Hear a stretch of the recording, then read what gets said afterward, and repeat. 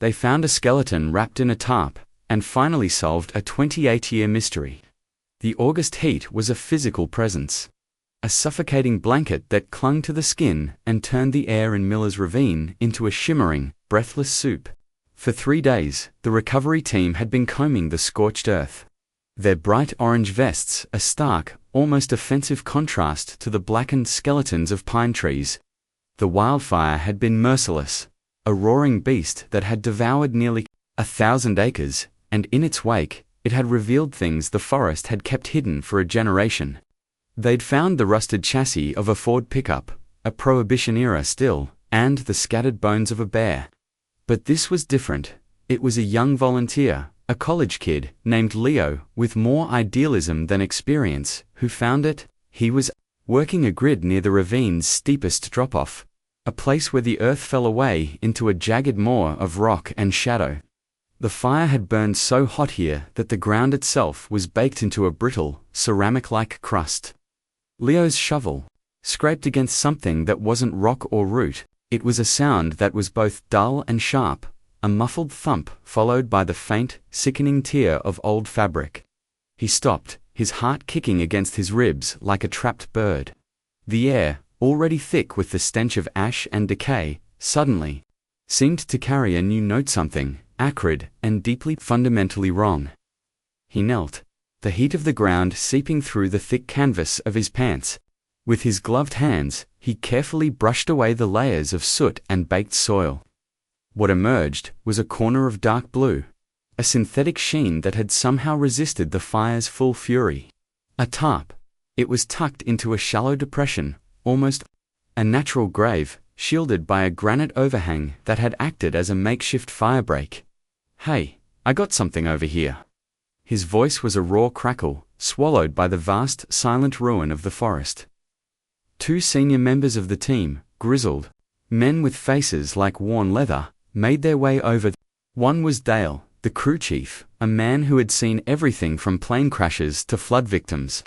The other was Martinez, a retired cop who volunteered for the grim satisfaction of bringing closure to the lost. Dale's eyes, narrowed against the relentless sun, took in the scene with a practiced, dispassionate gaze. "What is it, kid?" Dale asked, his voice low and gravelly. "I don't know. A tarp. It feels heavy," Leo stammered, his earlier excitement curdling into a knot of dread in his stomach. Dale didn't need to be told. He'd felt that same dead weight before. It was the weight of finality. He exchanged a look with Martinez, a silent acknowledgement that the day had just taken a turn. They had protocols for this. The first rule was to stop, to treat everything as a potential crime scene. The local sheriff's department had a deputy assigned to their operation, a young, eager officer named Ben Carter, who was currently coordinating supply drops a half-mile back. "Martinez, get on the radio. Tell Carter to get his ass over here. And tell him to call the state boys." "No sirens," Dale commanded, his voice leaving no room for argument. He turned back to Leo. "Son, you did good. Now, I want you to step back. Don't touch anything. Else, go get some water." Leo nodded, his face pale beneath a layer of grime. He scrambled back, his movements clumsy, his mind replaying the sound of his shovel hitting the object. He hadn't just found something. He had disturbed something. A resting place, a secret dot.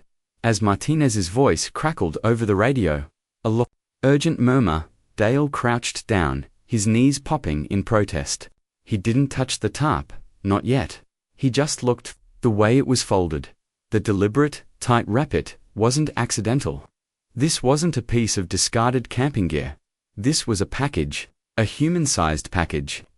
The fire had melted parts of it, fusing the plastic into a grotesque, lumpy shroud. But the shape beneath was unmistakable.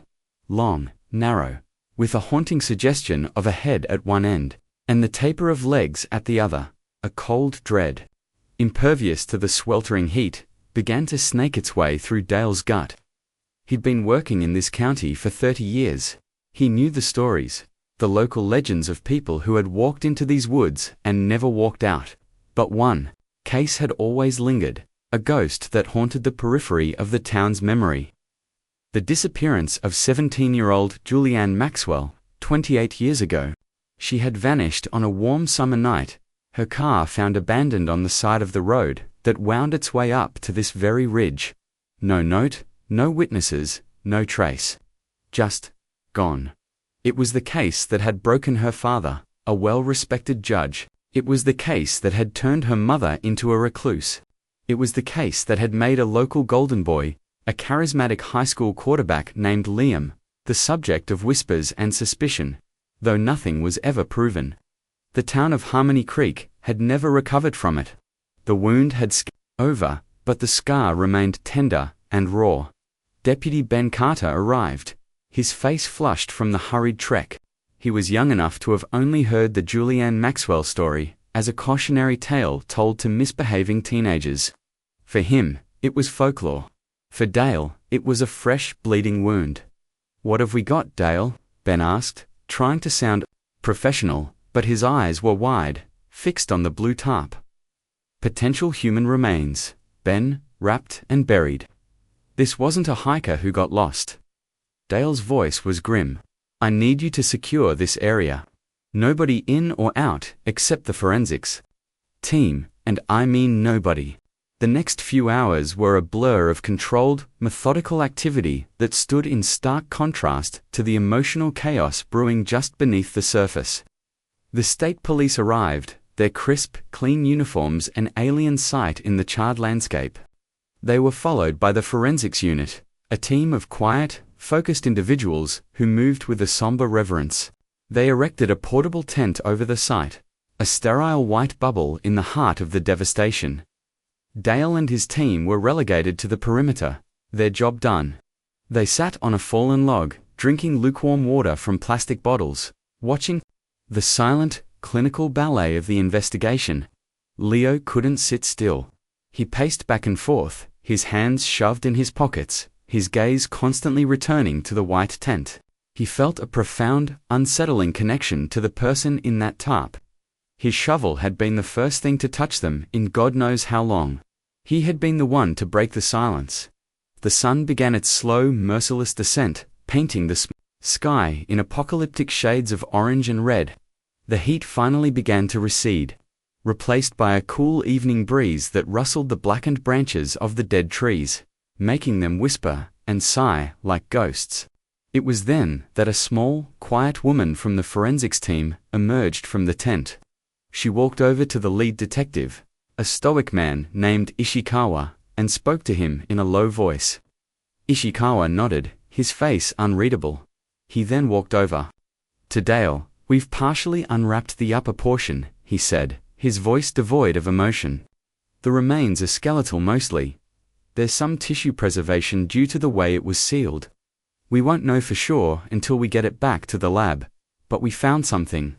He held up a small, clear plastic bag. Inside, caked with dirt, but still recognizable, was a silver locket, tarnished and blackened by time and heat. It was shaped like a heart. Dale felt the air leave his lungs. He didn't need to see it up close. He remembered the newspaper photos from 1997. The grainy image of a smiling girl with bright eyes and a cascade of dark hair. Around her neck, she wore that exact locket. It had been a gift from her grandmother. "It's her, isn't it?" Dale's voice was barely a whisper. "It's Julianne." Ishikawa didn't answer directly. He just gave a slow, deliberate nod. "We need to make the notification." The words hung in the air, heavy and final. Notification, a clinical term for an act of profound violence, the act of telling a mother and father that their daughter, the one they had held out a sliver of hope for over 28 years, had been found, not alive, not living a new life somewhere else, but wrapped in a plastic sheet and buried in a shallow grave. Left to rot in the unforgiving wilderness, the injustice of it was a physical blow. A 17-year-old girl, full of life and promise, had her future stolen from her. She had been discarded like trash, her existence erased, her memory left to fester in the town's subconscious, and someone had gotten away with it. For 28 years, someone had walked free, had lived their life, had perhaps even raised a family. all while carrying the weight of this monstrous secret. Dale looked back at the white tent, now illuminated. From within by a cold, sterile light, it looked like a tomb. A wave of nausea rolled through him. He thought of Judge Maxwell, a man he had once respected, who had withered into a bitter, broken shell after his daughter's disappearance. He thought of Mrs. Maxwell, who was said to still leave the porch light on every single night. The hope that had sustained them for nearly 3 decades was about to be extinguished, replaced by a certainty that was infinitely more cruel. As the forensics team carefully prepared to move the remains, a gust of wind swirled through the ravine, kicking up a cloud of fine grey ash. It coated everything, a funereal dust that settled on their clothes, in their hair, on their tongues. It felt like the forest was finally exhaling, giving up its long-held secret. The mystery was over, but the story, Dale knew, was just beginning, and it was going to tear Harmony Creek apart all over again. The cliffhanger wasn't just who had done it, it was what this revelation would do to the people who had been living in its shadow for so long. The discovery wasn't an ending, it was a fuse being lit. The name Julianne Maxwell was a ghost on the tongue of anyone over 40 in Harmony Creek. For the younger generation, she was a local myth, a spooky story. But for those who had known her, she was a vibrant, searing memory. That time had failed to dull. Julianne wasn't just a pretty girl, she was a spark. She had a laugh that could cut through the thickest teenage angst, and a fierce, almost reckless loyalty to the people she loved. She wrote poetry in the margins of her notebooks, dreamed of studying literature in a city far away from the suffocating small-town embrace of Harmony Creek, and had a smile that could be both achingly sweet and dangerously mischievous. Her best friend, Sarah, now a tired-looking mother of 2 who ran the local diner, remembered that smile with a clarity that felt like a punch to the gut. Sarah was the hidden witness, though she hadn't understood it at the time. She was the keeper of the secrets, the small, seemingly insignificant moments that, in retrospect, formed a constellation of dread. 28 years ago, Sarah had been the quiet one, the follower, living in the radiant, often chaotic, orbit of Julianne. She had worshipped her, and she had feared for her. The last time Sarah saw Julianne, alive, was in the dusty parking lot behind the high school bleachers. It was a Friday night, thick with the promise of summer. Julianne was supposed to be going to a movie with Sarah, but she was breaking the news that she was bailing. She was meeting Liam. Liam Henderson was the antagonist, though no one would have dared to call him that back then. He was the town's golden boy, the star quarterback with a scholarship to a Division I school already secured. He had a chiseled jaw, eyes the color of a summer sky, and a charisma that radiated off him like heat.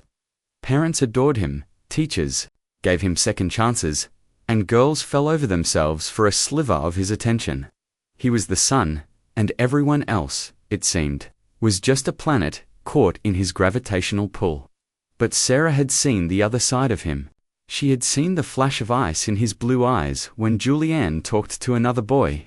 She had seen the way his hand would tighten on her arm, his grip just a little too firm, his smile never quite reaching his eyes. She had heard the arguments, the whispered, venomous words that Liam would hiss when he thought no one was listening. He didn't love Julianne. He possessed her, she was his most prized trophy, and he polished her with public affection while scratching her surface in private. "I can't." Julianne had said that night, her eyes flitting nervously towards the road.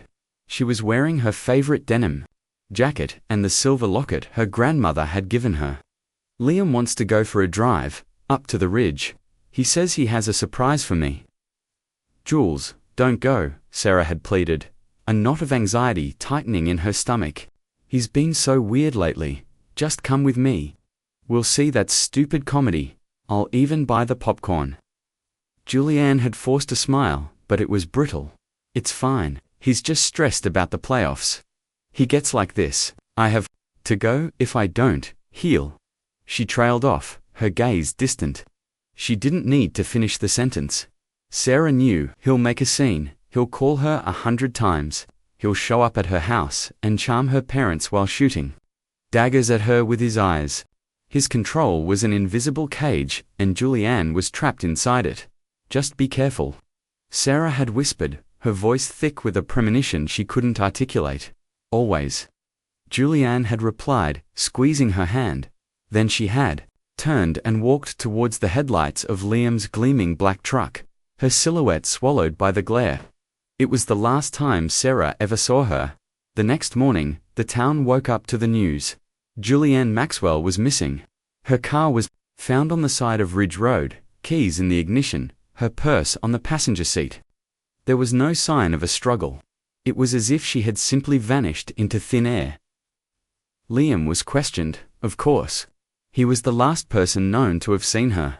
He told the police a story that was smooth, polished, and utterly believable. He said they'd had a small argument. She wanted to talk about their future, about college, and he felt suffocated. He said she got out of his truck in a huff, and said she was going to walk home to clear her head. He'd driven off, angry, assuming she'd call him later to make up, like they always did. He had an alibi for the rest of the night. His parents confirmed he'd come home and stayed there. He even managed to produce a few tears for the sheriff. His handsome face a mask of tragic concern. Sarah knew it was a lie. Julianne was terrified of the dark. She would never have walked home from Ridge Road alone at night. But when the police questioned her, a scared, stammering 16-year-old, the words wouldn't come out right. She tried to explain Liam's jealousy, his possessiveness, but her voice trembled, and her accusations sounded like the petty ramblings of a jealous friend. Liam's father was a powerful man in town, the owner of the largest construction company. He had friends on the town council, friends in the police department. Sarah's words were dismissed. Liam was the grieving boyfriend. Sarah was the hysterical, over-imaginative friend. Thought the search for Julianne consumed the town for weeks, then months. Her father, Judge Maxwell, a man of unshakable composure and moral authority, slowly crumbled. He organized search parties, printed flyers, and offered a reward that drained his life savings. He would stand on his porch, his face gaunt, his eyes hollow, staring up at the ridge as if he could will the forest to give back his daughter. His wife, Eleanor, retreated into a world of silent, suffocating grief, her days measured by the ticking of a clock that seemed to have stopped on the night Julianne disappeared. Sarah carried her guilt like a physical weight. She should have tried harder. She should have screamed. She should have told Julianne's parents. She should have done something. But she had been a child, paralyzed by fear of Liam, fear of not being believed, fear of the consequences. Her silence became a festering wound, poisoning her relationships and casting a long shadow over her life. She stayed in Harmony Creek, as if bound by an invisible chain to the scene of the crime. Her life, a quiet penance for her failure to save her friend. She ran the diner her parents had owned, serving coffee to the same people who had whispered about Julianne, and then, eventually, had forgotten her. Liam Henderson, on the other hand, had flourished. He went off to college on his football scholarship, his tragic backstory only adding to his mystique. He came back to Harmony Creek a few years later, after a knee injury cut his football career short. He married his college sweetheart, a woman with a bright, vacant smile, and took over his father's construction business. He became a pillar of the community, a member of the Rotary Club, a sponsor of the high school football team.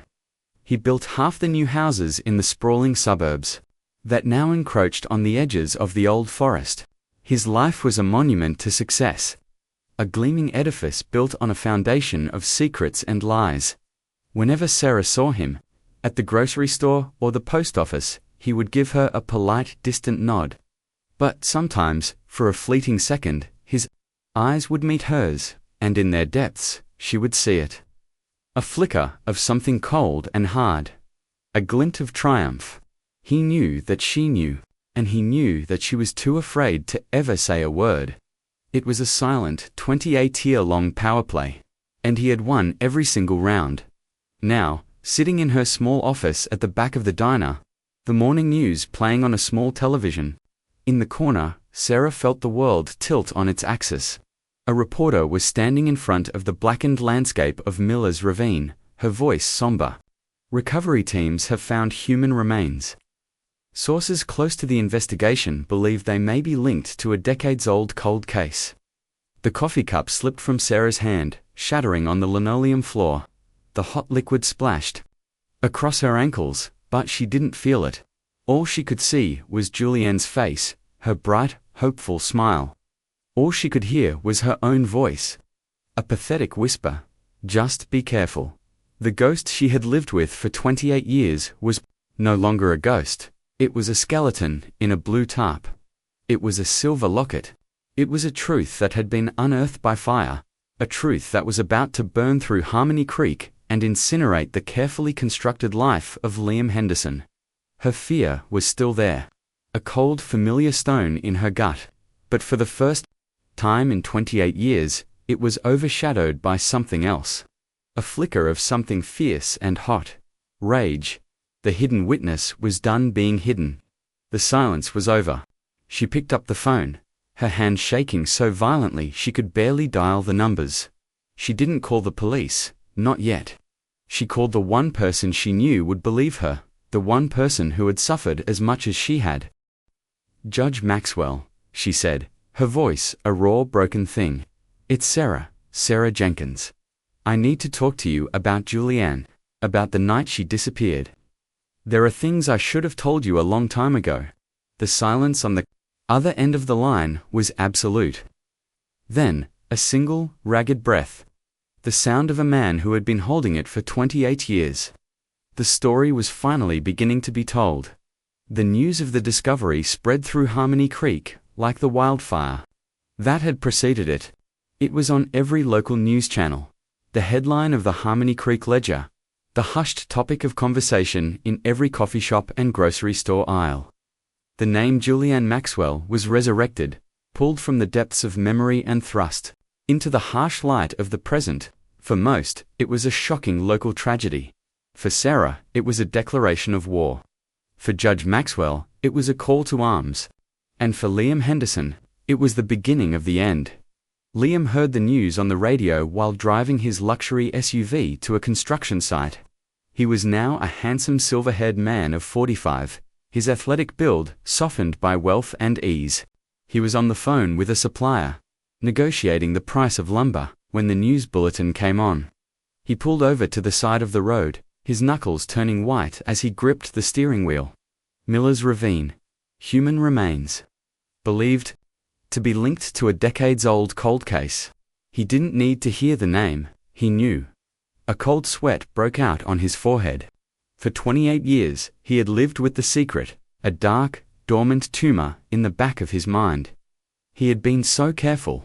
He had chosen the spot because it was remote, inaccessible, a place no one would ever have a reason to go. He had wrapped her body, tightly buried it deep in the earth, and walked away. He had built a new life over that grave, a life of respectability and power. He had convinced himself that the past was dead and buried. But the fire had dug it up. His first instinct was to run, to pack a bag, drain his bank accounts, and disappear. But where would he go? He was Liam Henderson, a man whose face was on billboards advertising his company. He was a fixture, a landmark. To run would be to confess. No, he had to stay. He had to control the narrative, just like he had done all those years ago. He had to be the grieving boyfriend, the man whose high school sweetheart had been tragically found. He had to perform. He drove home, his mind racing. He rehearsed his lines, his expressions of shock and sorrow. When he walked through the door, his wife, Brenda, was waiting for him, her face pale. "Liam, have you seen the news?" she asked, her voice trembling.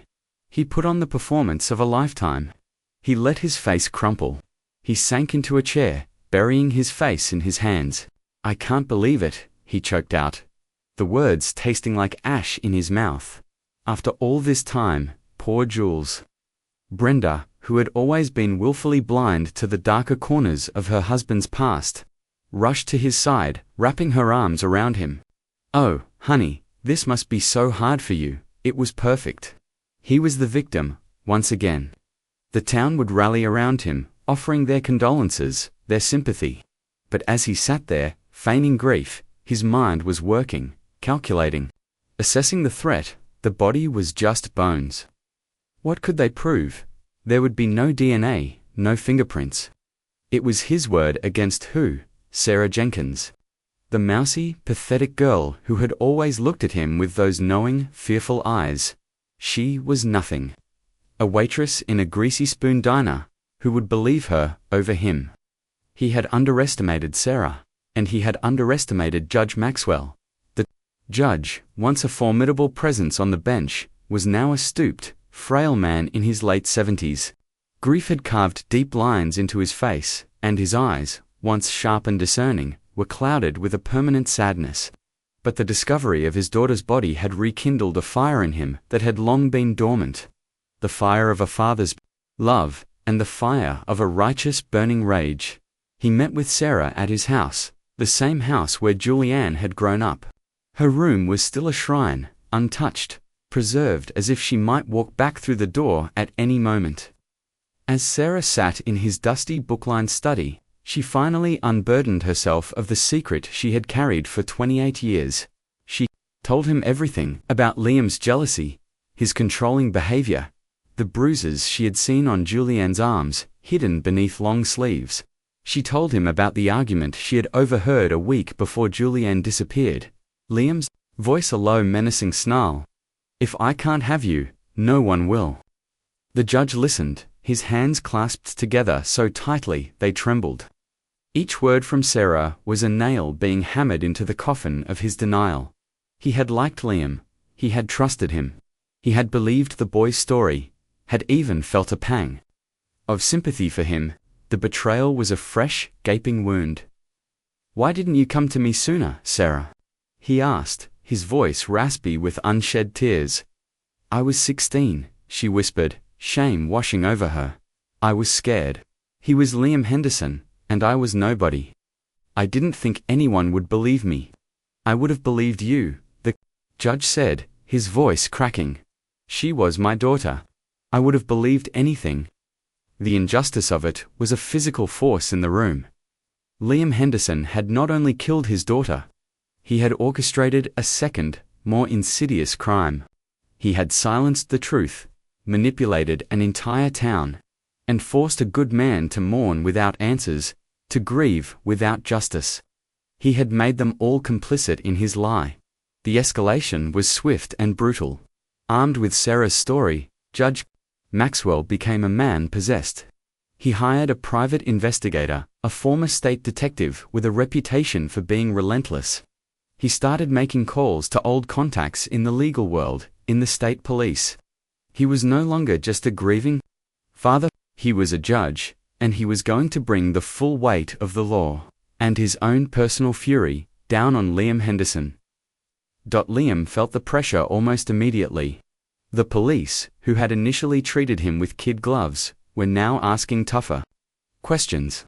Detective Ishikawa, the lead investigator, showed up at his office unannounced. He was polite, but his eyes were like chips of obsidian.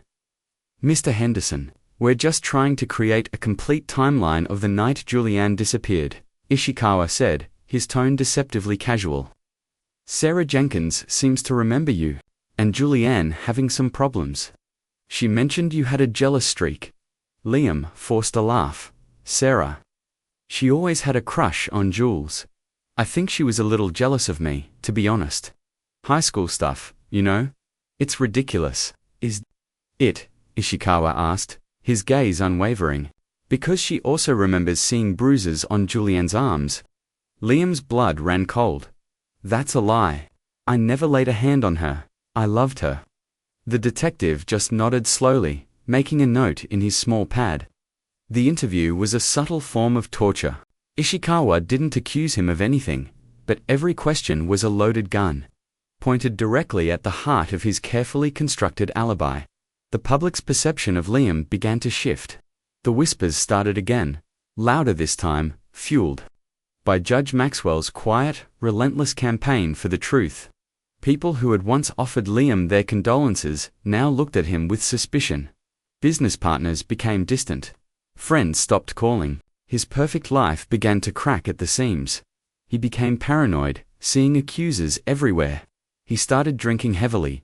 his nights filled with alcohol-fueled rages and sleepless sweat-soaked terrors.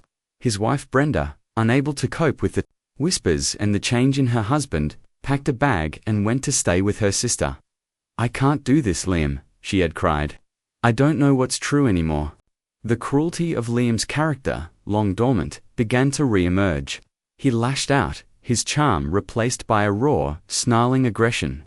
He drove to the diner one afternoon, storming in during the lunch rush. He cornered Sarah by the coffee machine, his face a mask of fury. "What did you tell them?" he hissed, his voice low and menacing, his body blocking her escape. Sarah's heart hammered against her ribs. But she met his gaze, her fear warring with a newfound strength. "The truth, Liam. What I should have said 28 years ago. You're a pathetic, jealous liar," he spat, his hand shooting out to grip her arm, his fingers digging into her flesh in a horribly familiar way. "You're going to regret this. I'm going to destroy you." The entire diner fell silent. Everyone was watching. For a moment, it was high school all over again, the golden boy and the nobody. But Sarah wasn't a scared 16-year-old anymore. "Get your hand off me," she said, her voice shaking but clear, "or I will scream this place down. And this time, Liam, they'll believe me." He saw the look in her eyes, the absence of fear, and it startled him. He saw the faces of the customers, their expressions a mixture of shock and condemnation. He was no longer the hero of this story. He was the villain. He released her arm, a look of pure hatred on his face, and stormed out of the diner. The bell on the door jangling violently in his wake, Sarah looked down at her arm. A faint red mark was already beginning to form. It was the same arm, the same spot, where she had once seen a bruise on Julianne. The past wasn't just repeating itself. It was demanding a reckoning. The conflict was no longer just about whispers and suspicions. It was out in the open, raw and bleeding. And Liam, cornered and desperate, was becoming more dangerous than ever. He had killed once to protect his perfect life. Sarah had no doubt he would do anything to protect it again. The investigation was hitting a wall. The skeletal remains offered no soft tissue for DNA analysis that could definitively link Liam to the crime. The locket placed Julianne at the scene, and Sarah's testimony provided a powerful motive. But Liam's lawyer, a high-priced shark from the city, was already spinning it as the vindictive fantasy of a jealous woman and the grief-fueled obsession of a broken father. The case was circumstantial, fragile. It was a 28-year-old memory, and memories could be twisted, discredited.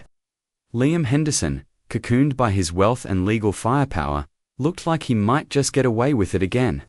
The town held its breath, the tension stretched to a breaking point. It was Judge Maxwell who refused to let it go. He spent his days and nights in his study, surrounded by boxes of old case files, photos of Julianne, and every newspaper clipping about her disappearance. He was looking for something, anything, that everyone had missed. He believed the answer was there, hidden in plain sight. A detail overlooked in the initial chaotic investigation. His private investigator, a man named Costello, had re-interviewed everyone, chased down every lead, but had come up with nothing new.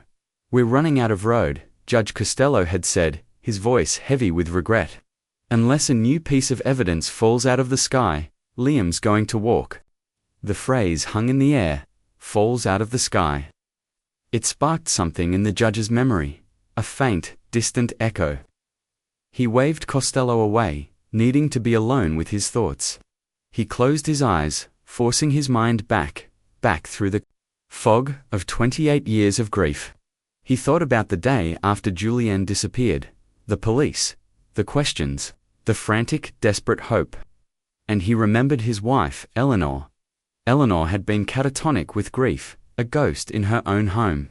But in the weeks that followed, she had developed a strange, obsessive ritual.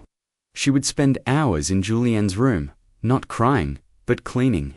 She would dust the furniture, organize the books, and, most bizarrely, she would go through Julianne's collection of cassette tapes, listening to them on a small Walkman, her face a blank mask.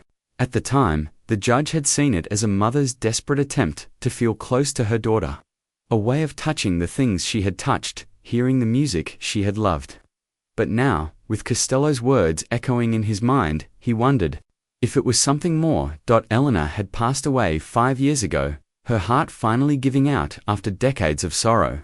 The judge walked slowly, his old bones aching, up the stairs to Julian's room. It was just as Eleanor had left it. A time capsule of 1997. Posters of bands he didn't recognize were on the wall. A stack of well-worn paperbacks was on the nightstand, and on the desk, there was a shoebox.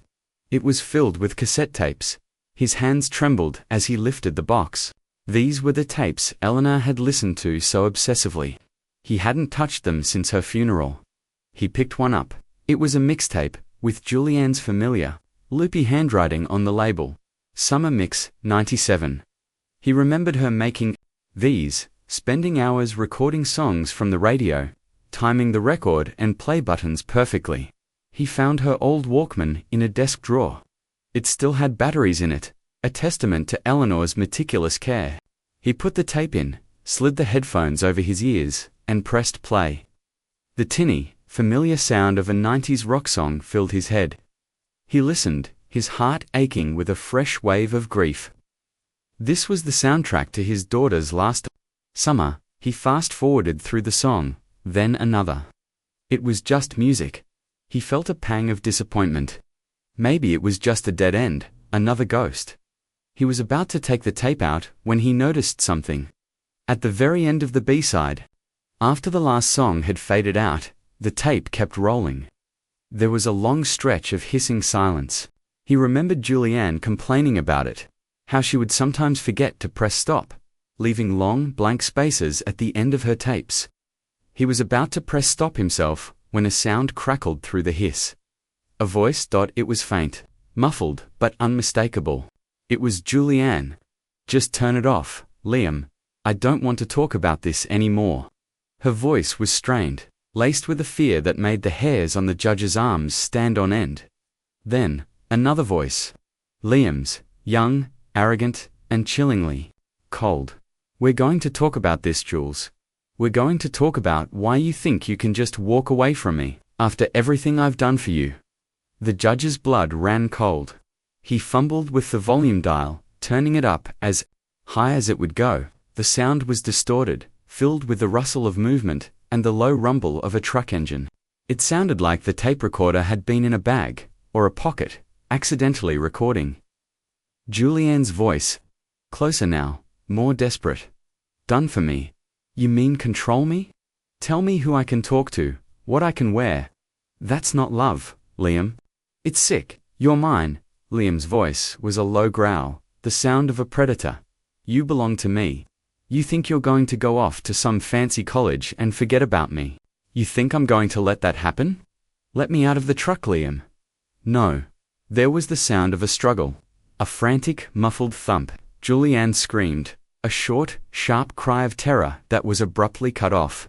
Then, nothing but the hiss of the tape and the rumble of the engine.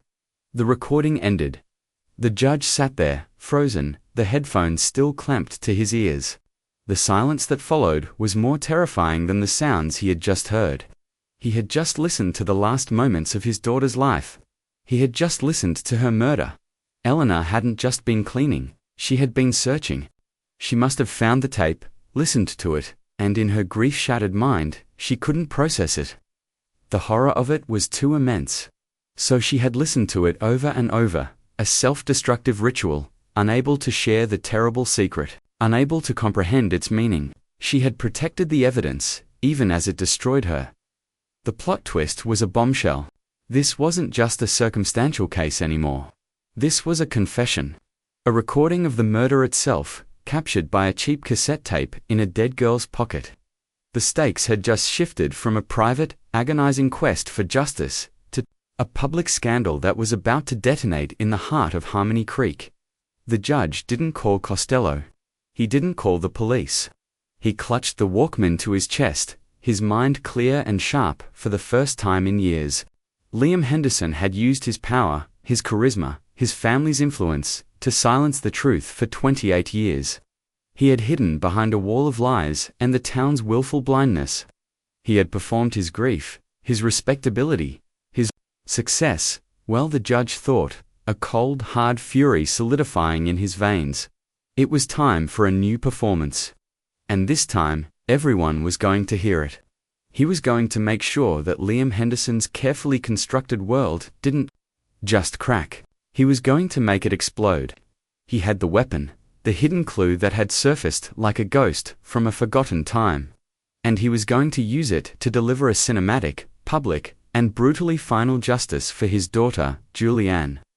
The courtroom was waiting. The day of Liam Henderson's preliminary hearing was a media circus. News vans with satellite dishes sprouting from their roofs lined the street outside the Harmony Creek courthouse. The story had gone national, a potent cocktail of small-town secrets, lost love, and a murder mystery solved by a wildfire. The courtroom was packed, a standing roomly crowd of reporters, curious townspeople, and the ghosts of 1997. Liam Henderson walked in, flanked by his high-pressed legal team.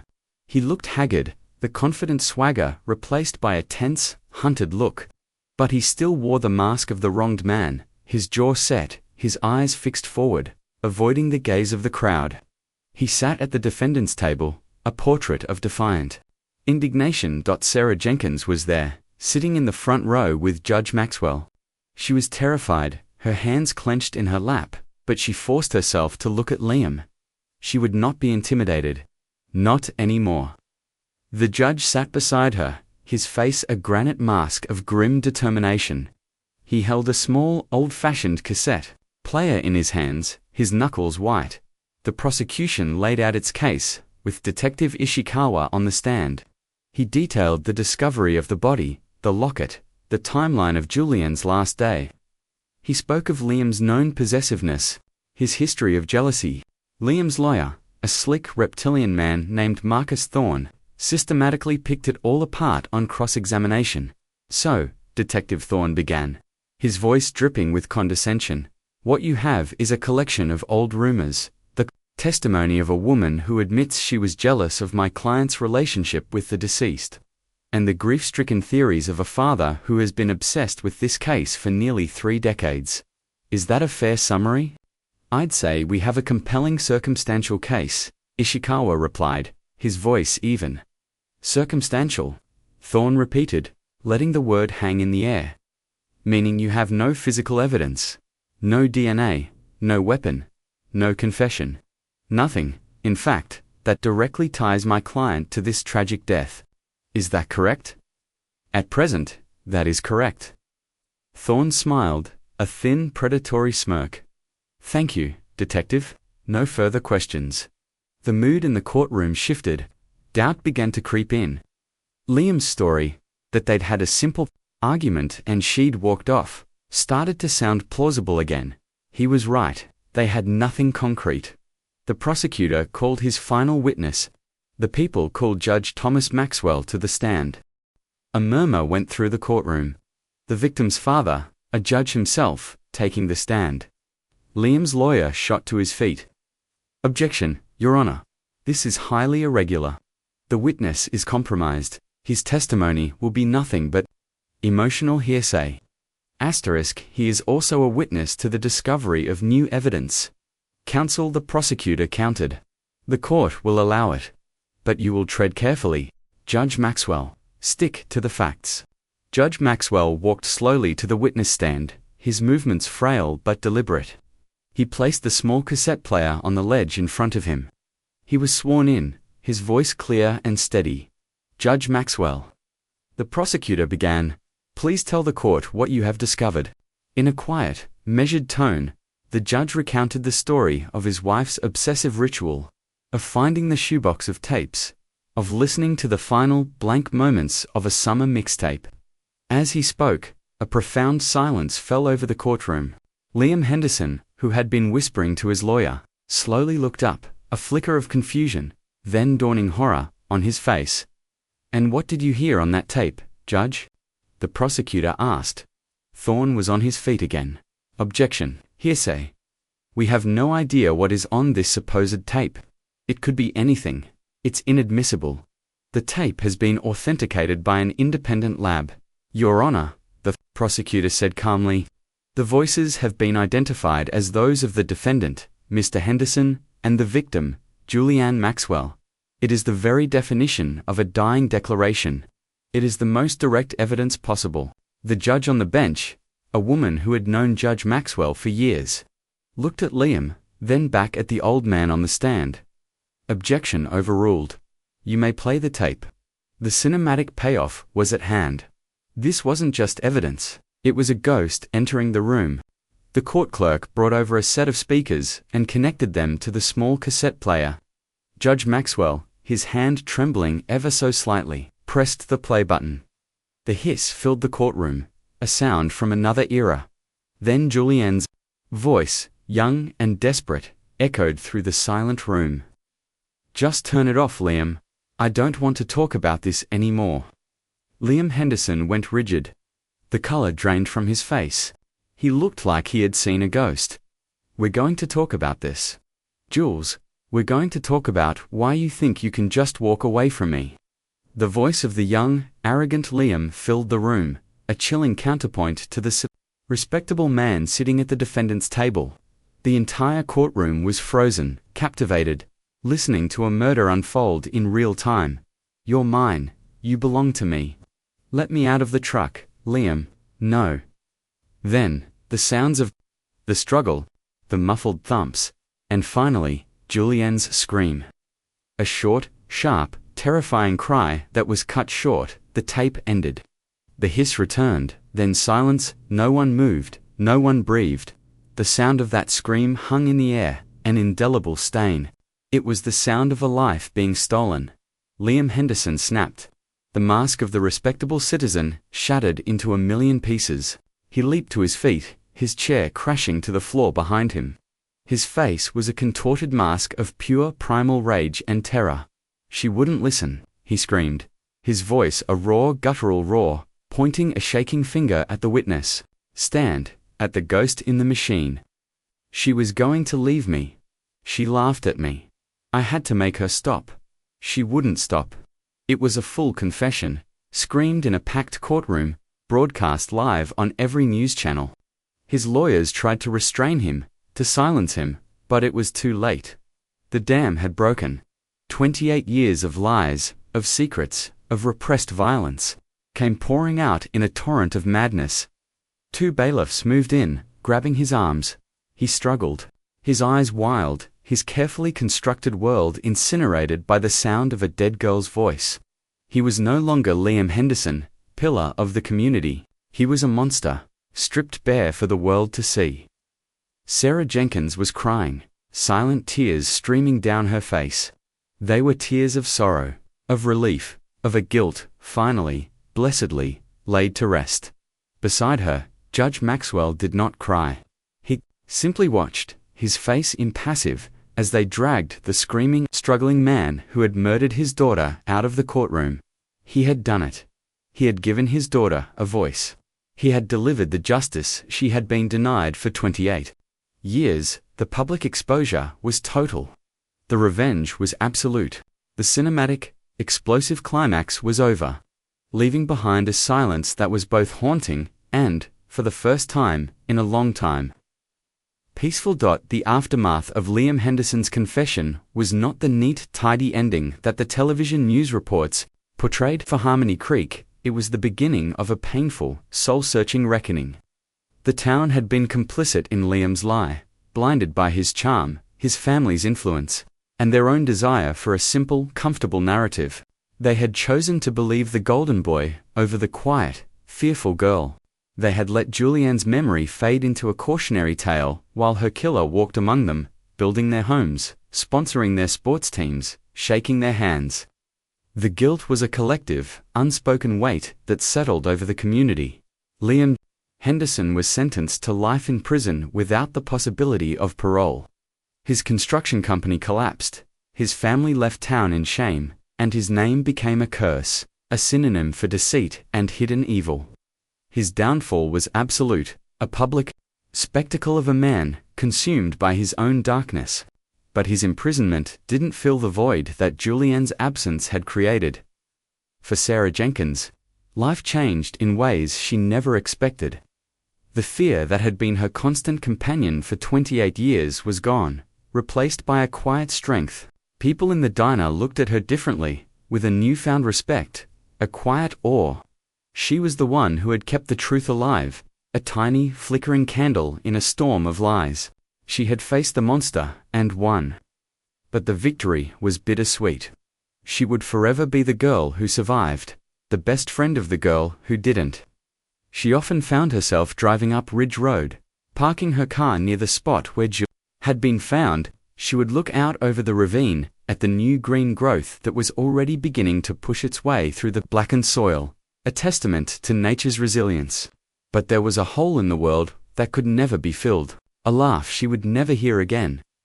Judge Maxwell found a measure of peace, but not happiness. The rage that had fueled him for months had subsided, leaving behind the familiar, hollow ache of grief. He had won justice for his daughter, but it could not bring her back. His victory was in the truth. He sold his large empty house and used the money, along with the settlement from a wrongful death suit against Liam's estate, to create the Julianne Maxwell Foundation, a charity that provided scholarships for young women from small towns who wanted to study the arts, who dreamed of a world beyond their own Harmony Creek. He commissioned a memorial to be placed in the town square. It wasn't a statue of Julianne, but a simple, elegant bench made of polished granite.